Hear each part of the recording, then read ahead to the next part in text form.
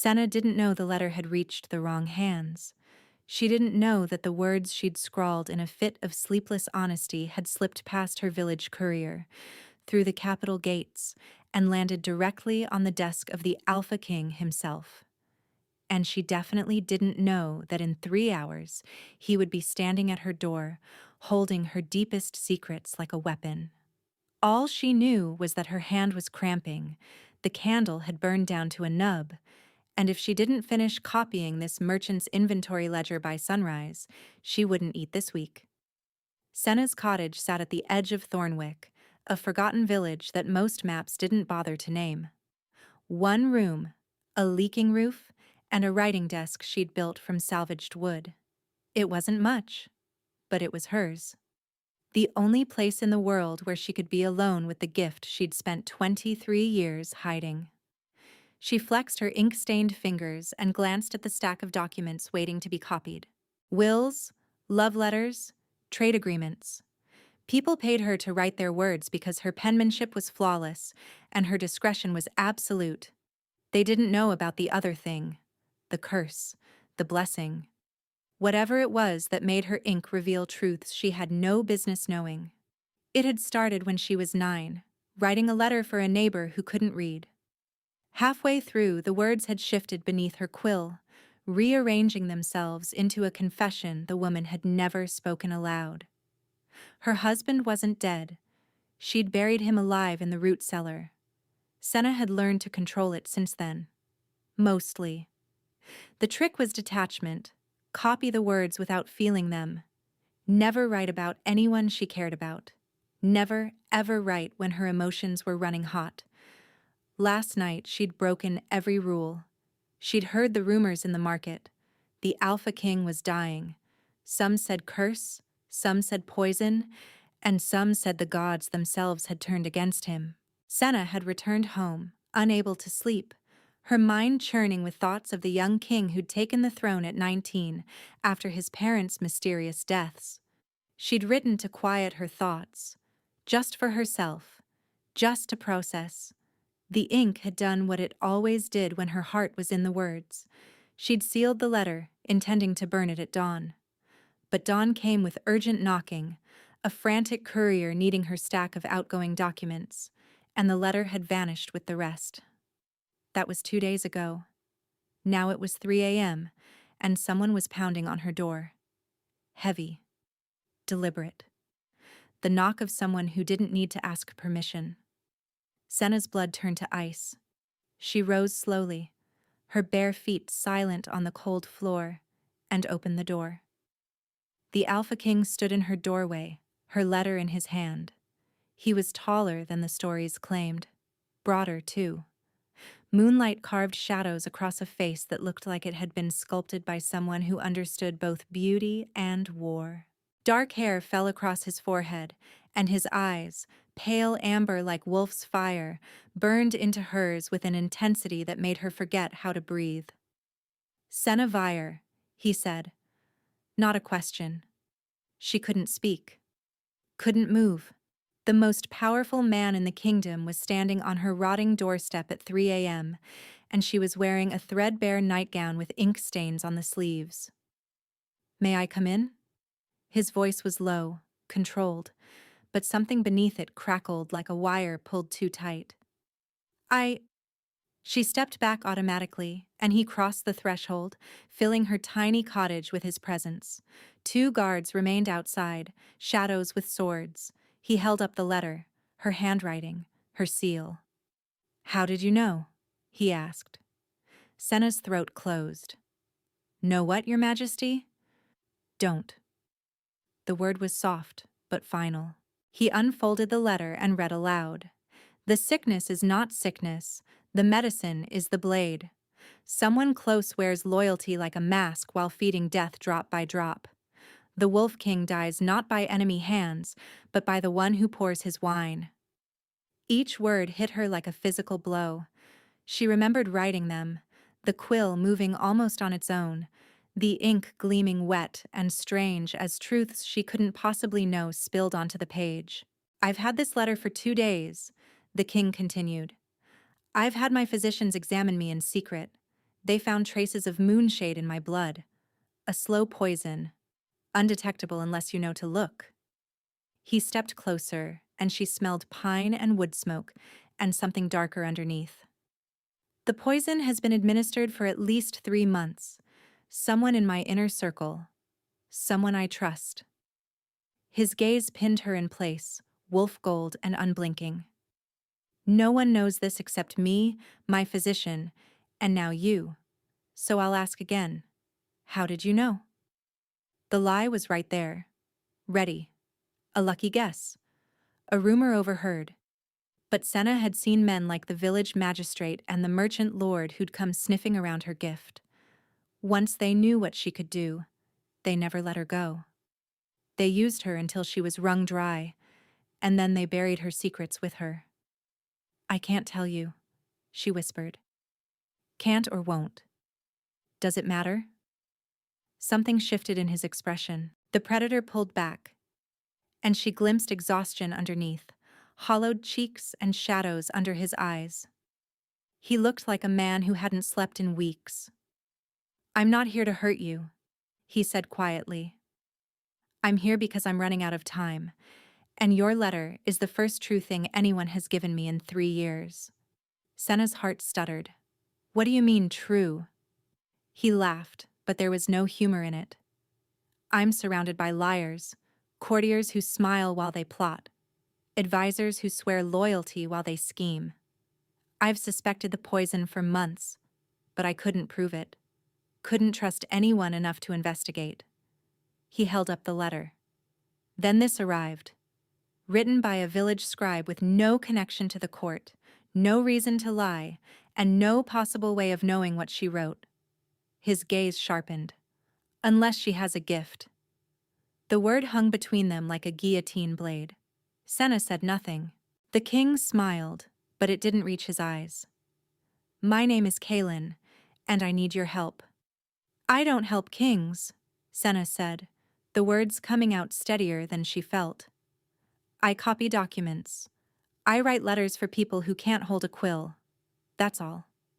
Kaelin didn't blink. You wrote that my parents' deaths weren't accidents. The air left her lungs. She'd forgotten that part. The ink had kept flowing that night, pouring out secrets like blood from a wound. The old king and queen, dead within a week of each other. Officially, a fever. Unofficially, whispers of something darker. I didn't mean to write that, she breathed. But you did. And you were right. A muscle feathered in Kaelin's cheek. I was 19 when they died. Too young, too grief-stricken, too trusting. I believed the physicians who said it was natural. I believed my father's closest advisor when he swore to guide me. His voice hardened. I've spent 3 years believing lies while someone picked my family off one by one, and now they're coming for me. Senna pressed her back against the wall. Why are you telling me this? Because I need you to find them. He took a step closer. Your gift, whatever it is, it sees through deception. You wrote truths about me that no spy could have uncovered, no torture could have extracted. If you can do that from a village 50 miles away, imagine what you could do inside the palace. Inside the... Senna shook her head. You want me to come with you? To the capital? 2 weeks. Kaelin's voice was raw. The physician says that's how long I have before the moonshade accumulates past the point of recovery. After that, nothing can save me. I need to find the traitor before then. 2 weeks. She looked at him again, really looked, and saw what the shadows had hidden. The slight tremor in his hands, the way he held himself too rigidly, compensating for weakness, the pallor beneath his sun-darkened skin. He was dying.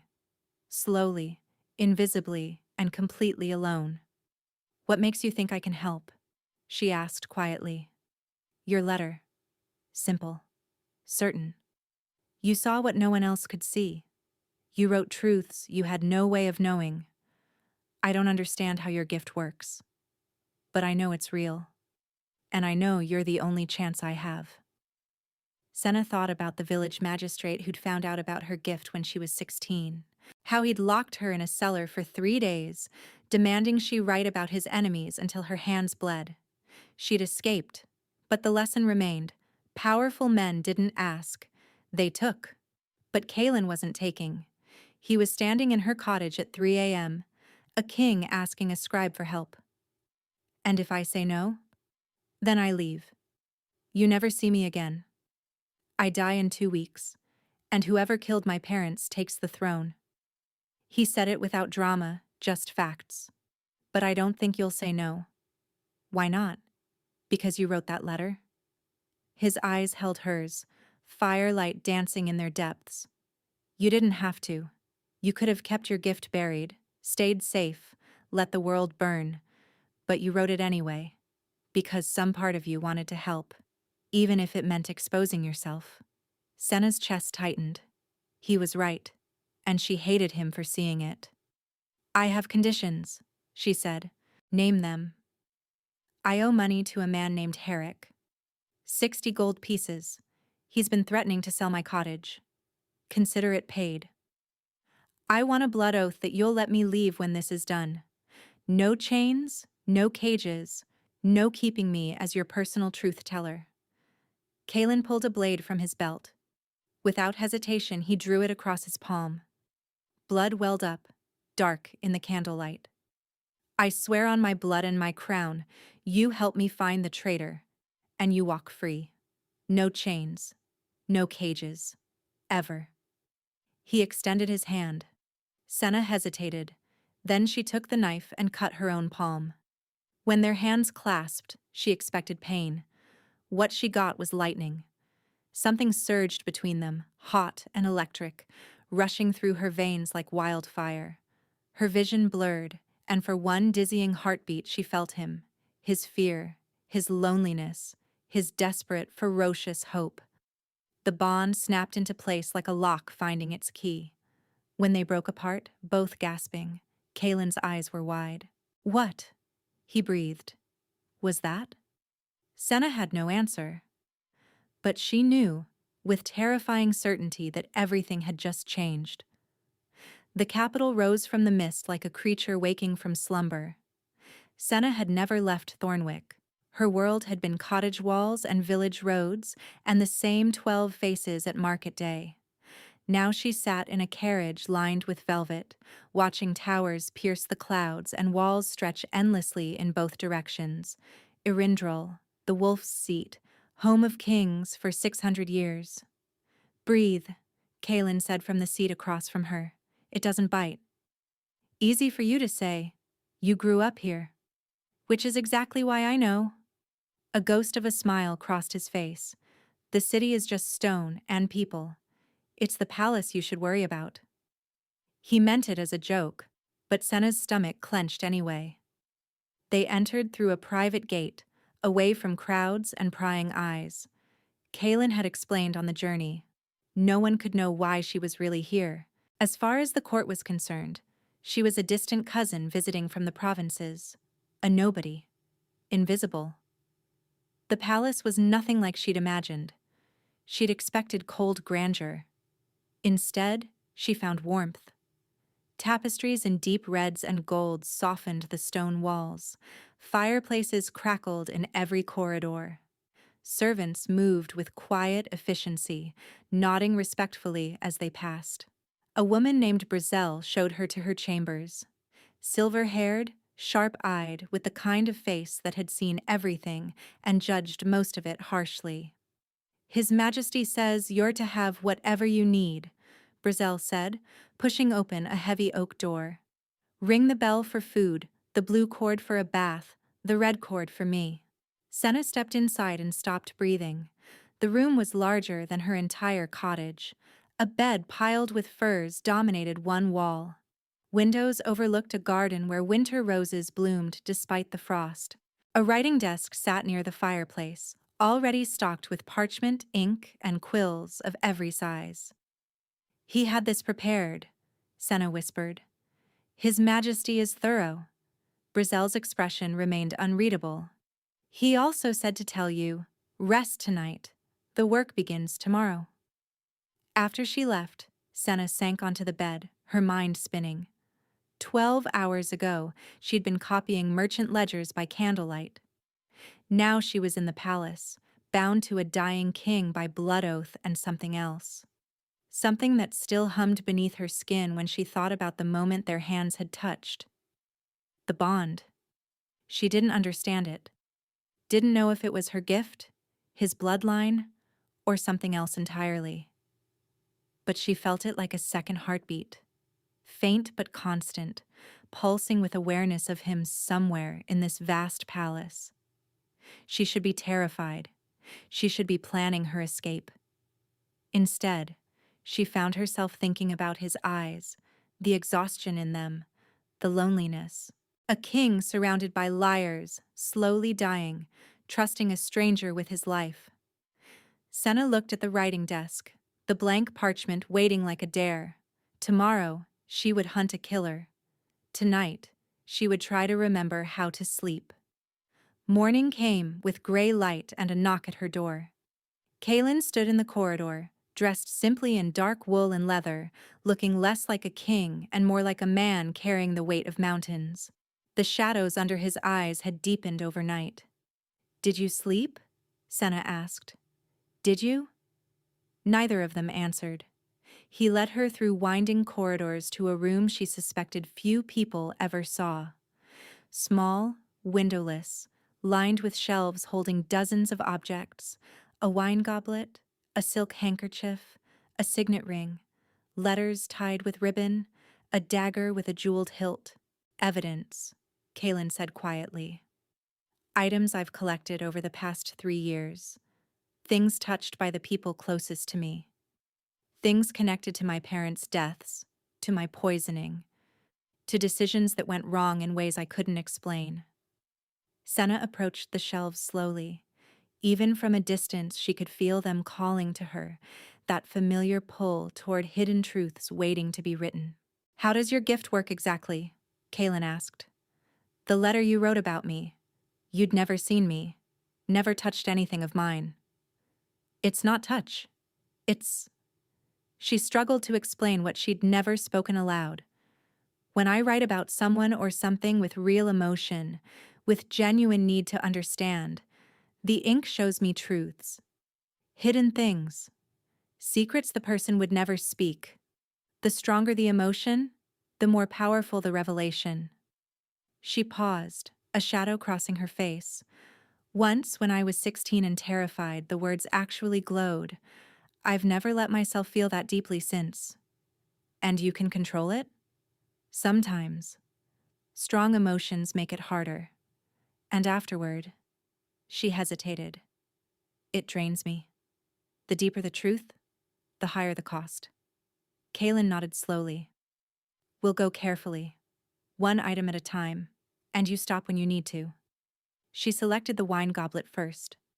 Simple silver, unremarkable except for the crest etched into its base, the king's personal cup. Senna sat at the small desk, took up a quill, and let herself feel. Curiosity, need, the desperate desire to understand who had been pouring poison into this cup. The ink began to flow. Hands steady, practiced, a smile that never reaches the eyes. He waits until the king is distracted, conversation flowing, laughter masking the moment. The vial is small, easily palmed. 3 drops, never more. Patience is everything. The Wolf King dies slowly, and no one suspects the one who guards his door. Senna gasped, the quill clattering from her fingers. Her head pounded, vision swimming. "Guards his door," she breathed. "Someone who's always there, someone trusted to be close." Kaylin had gone pale. "My personal guard. There are 4 of them. The one who pours your wine at dinners. Marin." The name came out strangled. "He's served me since I took the throne, saved my life twice in border skirmishes." Senna reached for the next object, a silver cloak pin shaped like a wolf's head. Her fingers trembled as she wrote. "Gold changes hands in shadow." A promise whispered, "When the king falls, You'll command the Eastern Regiment. Marin nods, but his eyes are empty. He doesn't do this for power.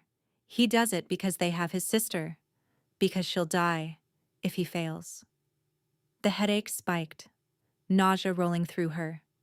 Senna dropped the quill, pressing her palm to her forehead. He's being coerced, she managed. They have someone he loves, a sister. Kaelin caught her elbow as she swayed, his grip warm and steady. That's enough for now. There's more, I can see edges of it. A larger conspiracy. Someone orchestrating all of this. And you'll find them. But not by killing yourself in the process. He guided her to a chair, his hands gentle. Rest. You don't have time for me to rest. 2 weeks, you said. 12 days now. His expression hardened. But you're no good to me collapsed. We pace this properly, or we don't do it at all. Before we continue, take a moment to like this video and subscribe if you're enjoying the story. Senna looked up at him. This king who kept catching her when she stumbled, who spoke of his own death with steady pragmatism but wouldn't let her push too hard. Why do you care? She asked. About my well-being. You need answers. Most men would push until they got them. Something flickered in his gaze, warm and unguarded. I'm not most men. I'm beginning to realize that. He held her gaze for a moment longer than necessary. Then he straightened, the king's mask sliding back into place. Rest for an hour. I'll have food sent. Then we continue. He left, and Senna sat in the quiet room surrounded by objects heavy with secrets, her palms still tingling where he'd touched her, her mind spinning with questions that had nothing to do with the conspiracy. Who are you, Kaelin? She thought. And what is this thing growing between us? The days fell into rhythm. Mornings, Senna worked with the objects. Each one revealed fragments. A handkerchief that whispered of secret meetings, a letter whose true message lurked beneath the ink, a ring that pulsed with betrayal so thick she could taste it. Kaelin was always there, catching her when the visions hit too hard, bringing water, giving her time to recover. Afternoons, she explored the palace under the guise of her cousin identity. The library became her refuge, 3 stories of books and scrolls and the kind of silence that felt like safety. She learned the layout of the halls, noted which servants watched too closely, which courtiers' smiles never reached their eyes, and evenings, increasingly, she spent with Kaelin. It started as strategy sessions, reviewing what she'd uncovered, planning the next day's work. But somewhere along the way, the meetings stretched longer. The conversation drifted from conspiracy to other things. You never wanted to be king, Senna said on the 5th night. They sat in his private study, a fire crackling low, wine untouched between them. No. Kaelin stared into the flames. I was supposed to have decades to prepare. My father was healthy, strong. I thought I'd be a scholar, maybe. Travel the kingdom. Fall in love with someone entirely inappropriate. A bitter smile. Instead, I buried my parents at 19 and spent every day since trying not to drown. You're not drowning, you're fighting. I'm dying. You're fighting that too. He looked at her then, really looked, and she saw the walls crack slightly. You're the first person in 3 years who doesn't want something from me. I want your gold, she reminded him. The debt, remember? That's different. That's a transaction. Everyone else wants power, influence, my ear, my bed, my throne. He shook his head. You just want to go home. The words shouldn't have stung, but they did. Maybe I'm not in such a rush anymore, Senna said quietly. Kaelin went still. On the 7th night, she found him on the eastern balcony, staring out at a city glittering with lamplight. His hands gripped the stone railing, knuckles white. I arrested Marin today, he said without turning. He confessed. They have his sister in a village called Crestwood, held by mercenaries. He's been poisoning me for 8 months, and he wept when I confronted him. Begged me to save her. Will you? I've already sent men. She'll be free by morning. He finally looked at her, and the anguish on his face stole her breath. But the one who gave the orders, the one behind all of it, Marin doesn't know who they are. He received instructions through dead drops, coded messages. Whoever's doing this is smart enough to stay invisible. Senna moved to stand beside him. We'll find them. I'm getting closer. The objects are painting a picture. We have 7 days left. Then we'll find them in 7 days. He laughed, but it was ragged. You say that like it's simple. Nothing about this is simple. She hesitated, then reached out, covering his hand with hers. But you're not alone anymore. That counts for something. Kalen turned his hand over, threading his fingers through hers. The connection between them flared, that electric awareness singing through every nerve. I've been fighting myself for days, he said slowly, trying to remember you're leaving when this is done. Is it working? No. Her pulse quickened. Kalen. I know. His thumb traced circles on her palm, and she felt it everywhere. You're leaving when this is done. You have a life to return to. I have no right to ask you for anything beyond what we agreed. What if I want to give more? His breath caught. Do you? She should say no. Should protect herself the way she'd learned to do, pull back before she got hurt. Instead, she rose on her toes and kissed him. Kalen made a sound like something breaking. His hands came up to cup her face, and he kissed her back with a desperation that made her knees weak, like she was air and he'd been drowning for years. When they broke apart, both breathing hard, his forehead pressed to hers. This is a terrible idea, he whispered. Probably. You should run. Probably. Are you going to? Senna pulled back to look at him. The firelight turned his gaze molten wolf gold and vulnerable. He looked hopeful and terrified, like a man who'd forgotten how to want things for himself. Ask me again, she said, after we've saved your life.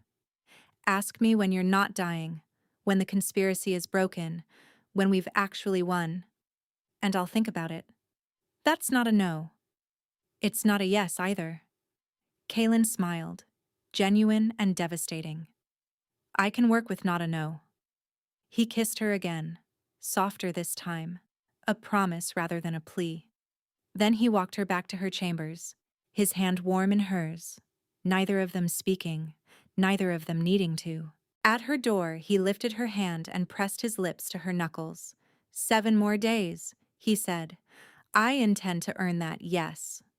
Then he left, and Senna leaned against the door, heart racing, wondering when saving a king had become something so much more dangerous. On the 9th day, Senna touched a letter that changed everything. It was unremarkable at first glance, a trade agreement, routine correspondence between the palace and a merchant guild. But something about the seal nagged at her, a familiarity she couldn't place. She wrote. The ink twisted, darkened, and the words that emerged made her blood freeze. The scribe knows too much.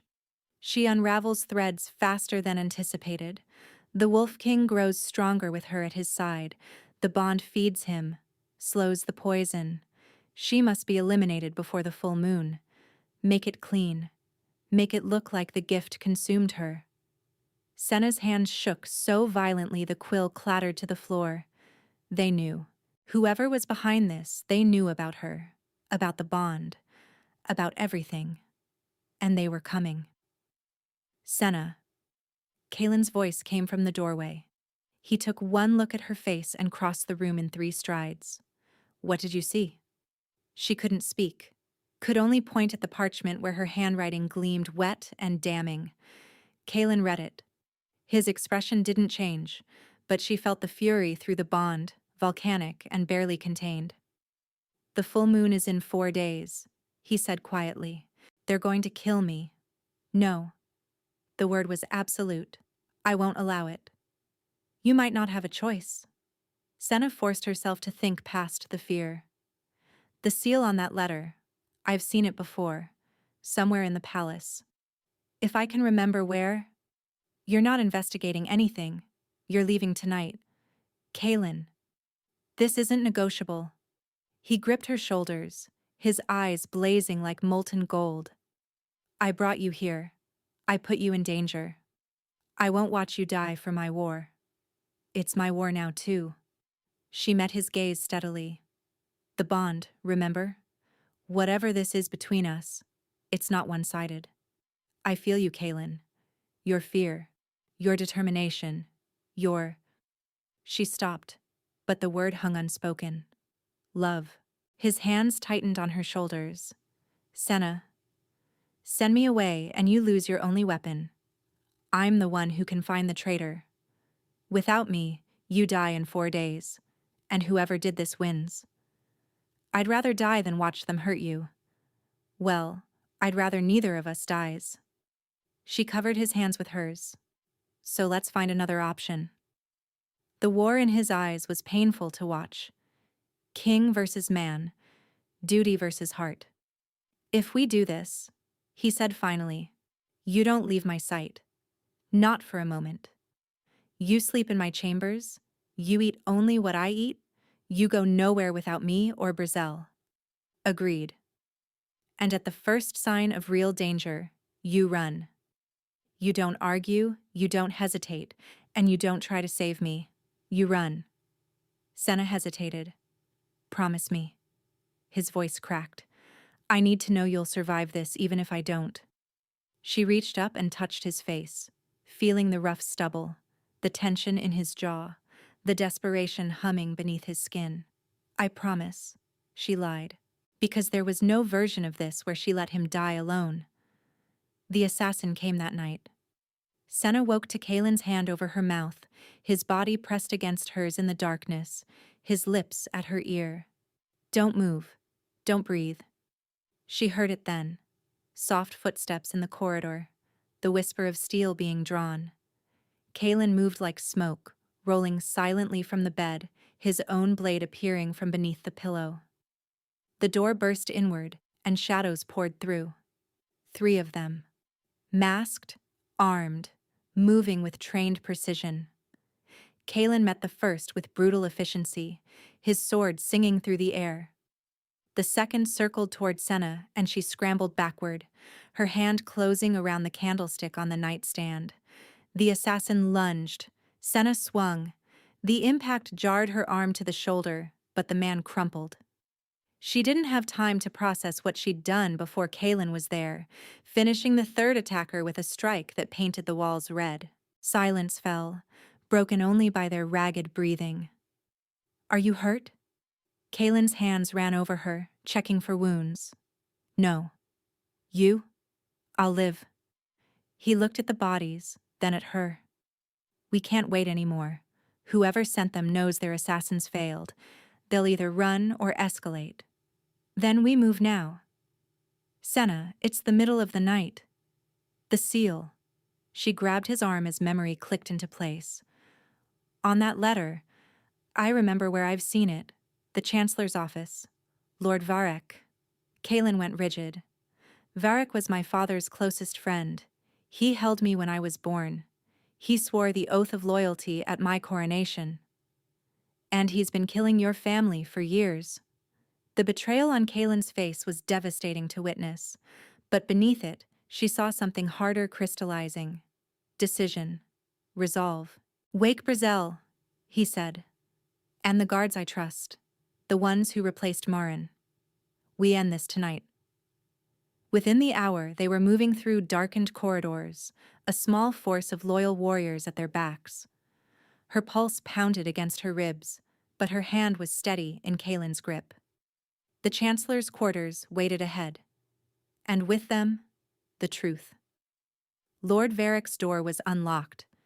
That should have been the first warning. Kaylin pushed it open to find the Chancellor seated calmly by the fire, wine in hand, as if expecting them. Silver-haired and distinguished, with the kind of face that belonged on coins. Your Majesty. Varek didn't rise. I wondered when you'd piece it together.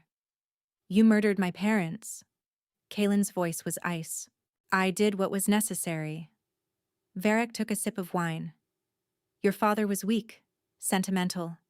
He wanted peace with the Eastern Pax when we should have been conquering them. He would have driven this kingdom into the ground. So you killed him. Killed my mother. Poisoned me. I shaped the future. Varek's eyes flicked to Senna. And I would have succeeded if not for your little truth-teller. Do you know how long I searched for someone with her gift? Years. And she falls into your lap by accident. He laughed softly. The gods have a cruel sense of humor. Senna stepped forward. It was an accident. It was fate. Fate. Varek's smile turned cold. There's no such thing. There's only power and those too weak to seize it. He set down his wineglass, and Senna saw his other hand move beneath the table. Kalen!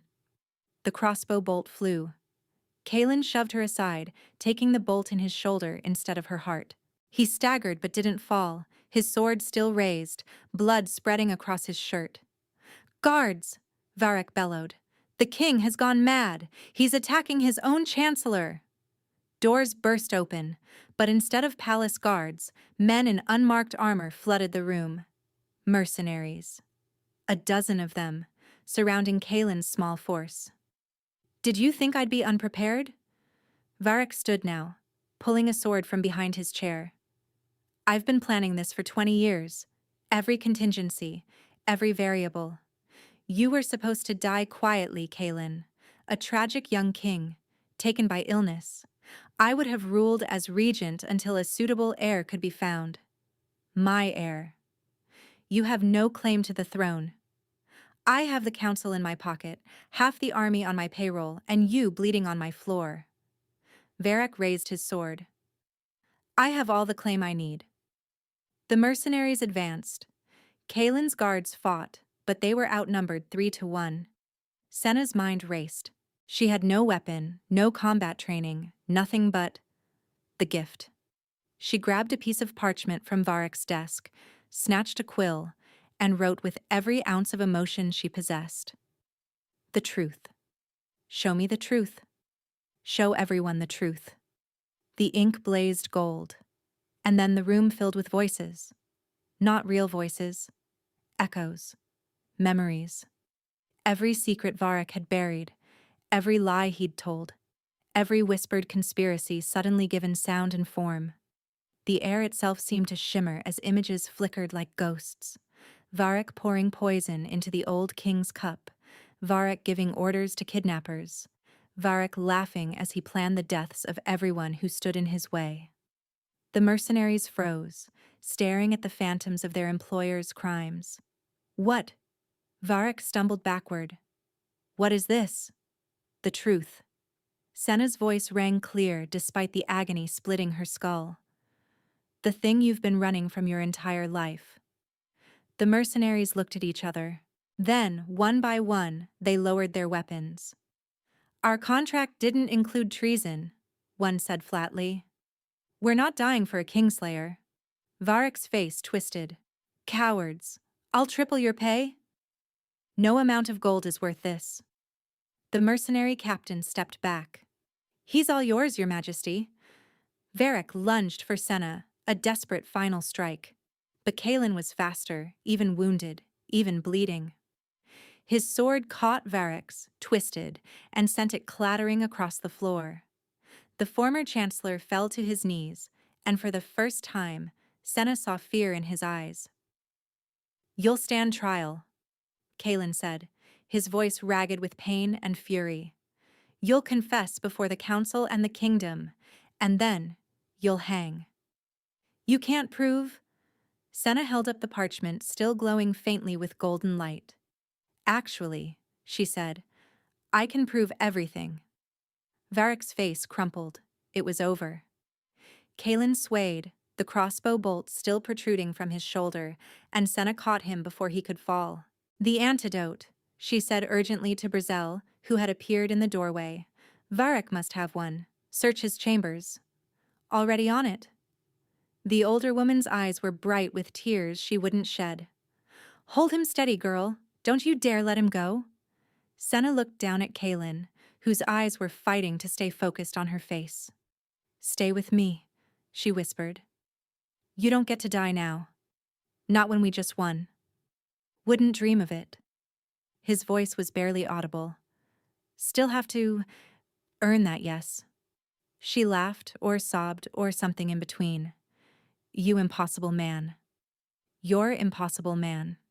His hand found hers, squeezed weakly. "If you'll have me. Ask me when you're not bleeding out."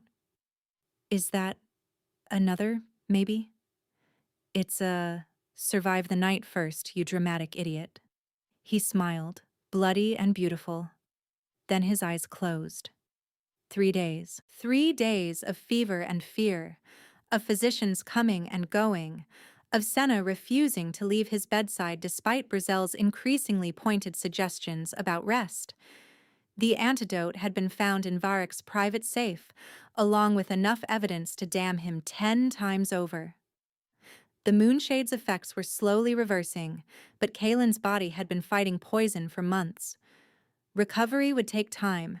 Marin's sister had been recovered safely from Crestwood, and the former guard had wept with gratitude when Kaylin, even from his sickbed, granted him exile instead of execution. It was more mercy than most would have shown. Senna wrote to pass the hours, not with her gift. She was too drained for that, but ordinary letters. Messages to Thornwick letting them know she was alive. Notes she'd never send, pouring out feelings she wasn't ready to name. On the third morning, Kaylin's eyes opened. "You look terrible," he rasped.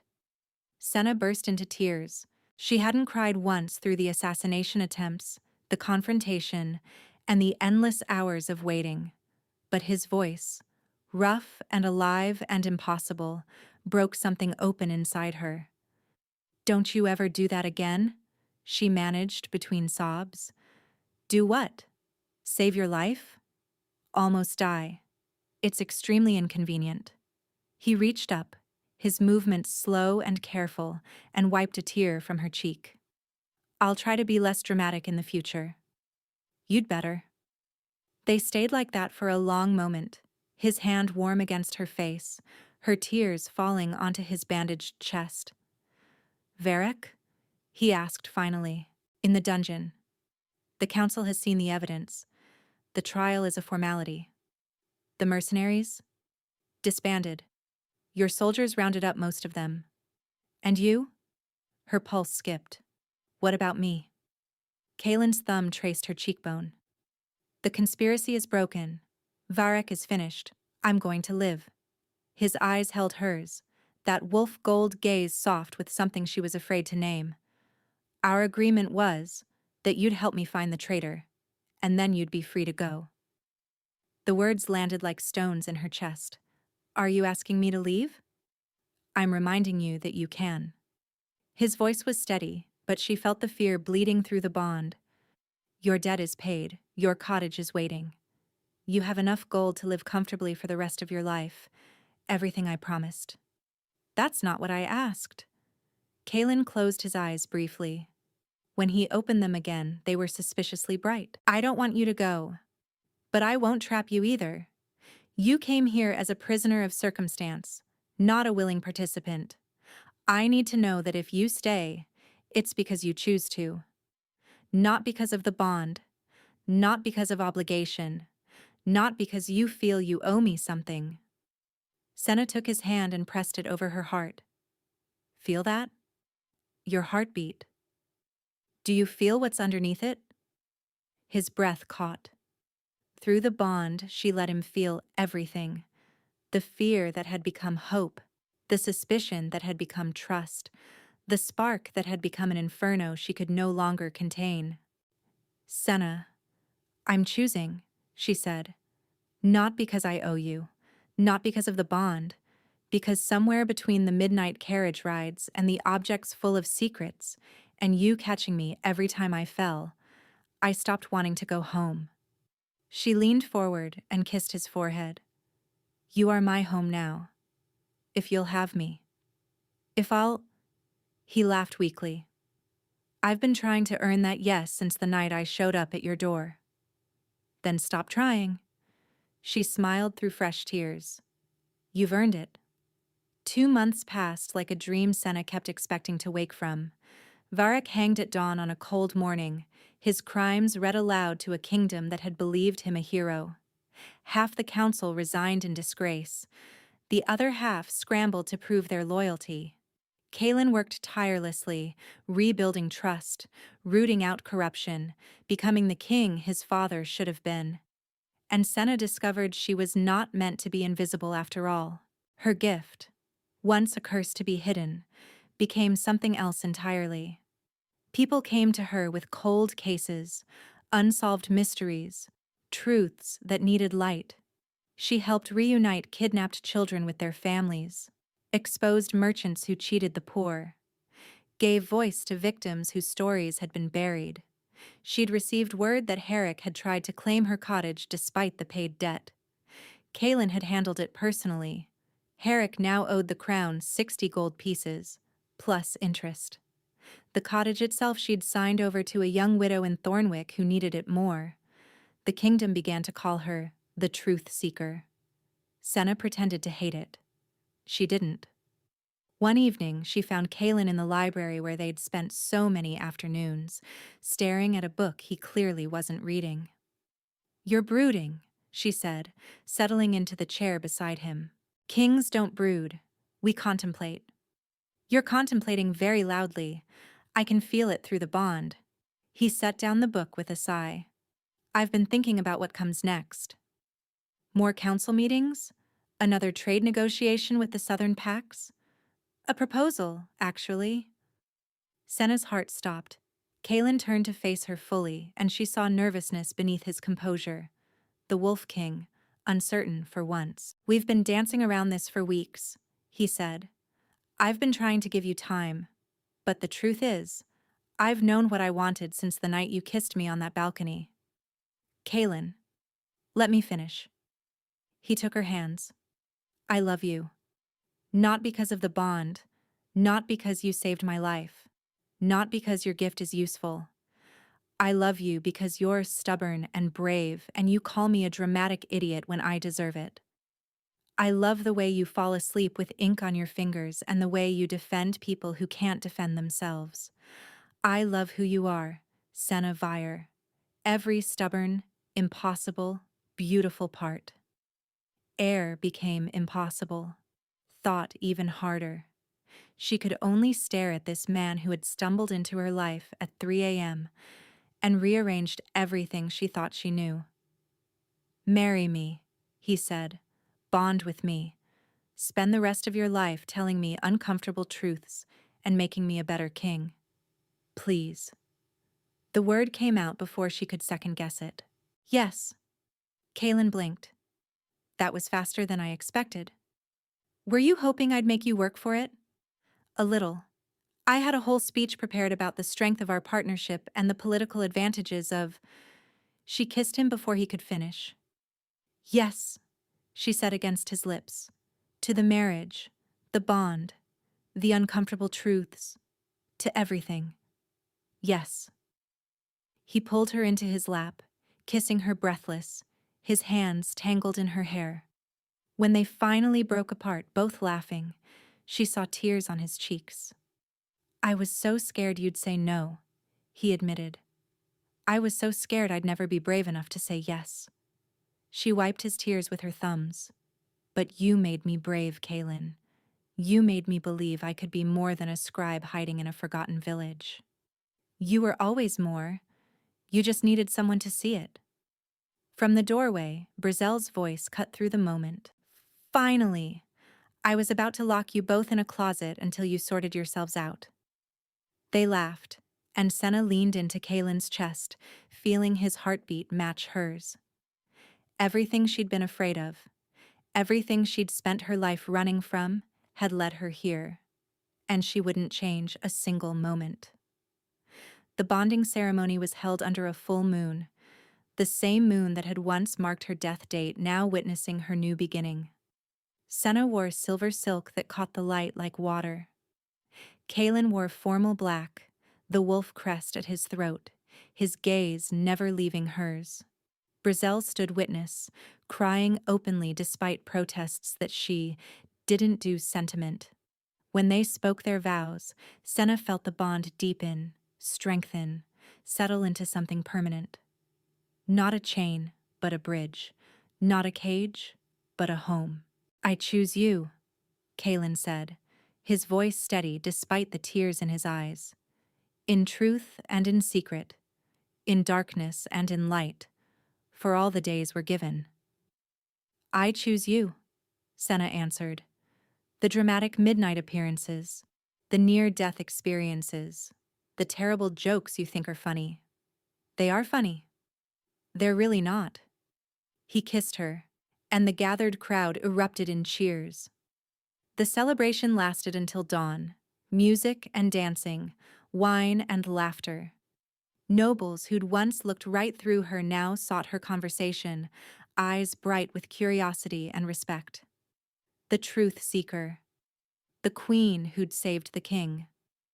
Later, much later, they slipped away to their chambers, no longer his or hers, but theirs. Kalen loved her slowly, reverently, as if memorizing every inch of her skin. And Senna loved him back with everything she had, finally believing she deserved this happiness. Afterward, they lay tangled in moonlight, her head on his chest, his fingers tracing patterns on her shoulder. Tell me something, he murmured. Something I don't know. Senna smiled against his skin. I still have the letter. Which letter? The one that started everything. I asked Brizzell to retrieve it from your study. I've kept it all this time. Kalen was quiet for a moment. Why? Because I want to remember. She propped herself up to look at him. I want to remember the night I accidentally wrote truths I had no business knowing, and instead of destroying me for it, you showed up at my door and asked for help. I want to remember that the most powerful man in the kingdom knocked and waited to be let in. His hand cupped her face. I was terrified that night. So was I. And now? Senna considered. Now I'm grateful. For the accident. For the letter. For you. I spent my whole life hiding, Kalen. Convinced that my gift was a curse. That anyone who discovered it would use me and discard me. You were the first person who saw what I could do and wanted to protect me instead. You're worth protecting. So are you. She kissed him softly. I spent so long running. And then you gave me a reason to stay. Best accidental letter in history. She laughed. Don't get cocky. Too late. They fell into comfortable silence, the bond humming between them, warm and permanent. Senna thought about the cottage in Thornwick, now belonging to someone who needed it more. She thought about the letter that had changed everything, words scrawled in sleepless honesty that had unraveled the conspiracy and delivered her to this moment. She'd spent her life writing other people's truths. Now she was finally living her own. She sent a secret letter by mistake, Senna thought as sleep claimed her. And he showed up at her door at 3 a.m., and somehow, impossibly, that was the beginning of everything. Fair trade. Where are you listening from? Drop a comment below. I love connecting with you. And if this story made you feel something, please like and subscribe. It helps more people find these stories, and it means the world to me.